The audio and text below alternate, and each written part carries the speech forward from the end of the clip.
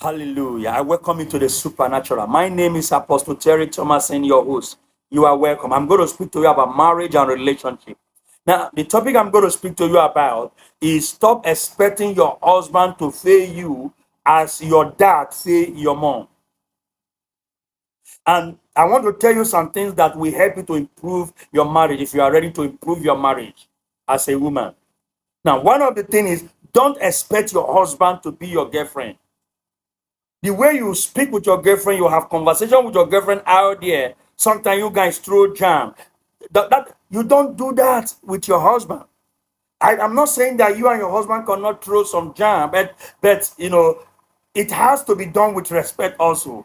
I know I do that a lot with my wife, but we do it with respect. I must know that she's my wife. She must know that I am the husband. I'm the head of the house. And I must prove to her that I am the head of the house in many times with love and respect.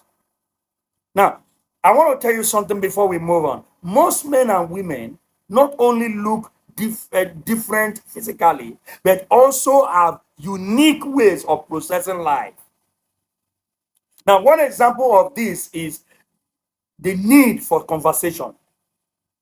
Women, you must learn how to speak with your husband. Have meaningful conversation with your husband. You must learn that. Very, very important. Now, I don't know about you.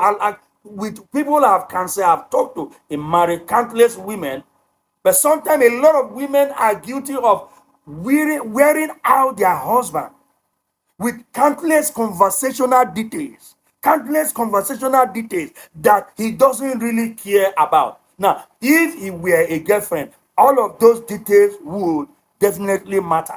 But it's not your girlfriend. It's not your girlfriend. So you must know things you tell your husband. It's not the way you discuss with your friends. It's not your girlfriend. Now the next thing is don't dishonor your husband. Stop all nagging and don't correct your husband in front of others. If you finish your husband's sentences, you may unintentionally communicating. You take words from his mouth. You never allow him to finish even in front of people. You want to finish the sentence, then I don't really care. I can tell you about what you have to say. Allow him to finish. He's your husband. That is why Proverbs 21:9 says, a quarrelsome wife is like the dripping of a leaking roof in a rainstorm. To restrain her is like restraining the wind or grasping oil with the hand. It's impossible for you.